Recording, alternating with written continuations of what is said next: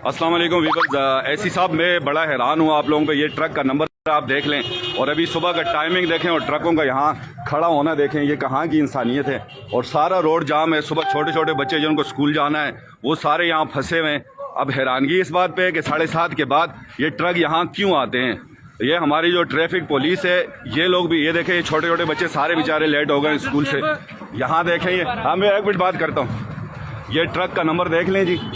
अब ये ट्रक वाले ने मारा है। ट्रक वाले ने मारा है। ये 7 बच्चे बैठे, ये देखे वो मुझे गाल दे रहे हैं कि तुम इंसान के बच्चे नहीं। ये उस ट्रक वाले का नंबर क्या था? नंबर तो नहीं है इधर। आरफ भाई खैर मैंने किया उसका नंबर मैंने नोट किया है उसका। ये ट्रैफिक वाले को कहते हैं। ये बच्चों को किसी को लगी तो नहीं है? आप एक मिनट में बच्चों से बात करूँ। बेटा लगी तो नहीं है आपको? ये ट्रक टकराया है इस गाड़ी के साथ, आपके रक्षक के साथ ट्रक लगा है, ट्रक टकराया है। आप कौन से स्कूल में पढ़ते हैं?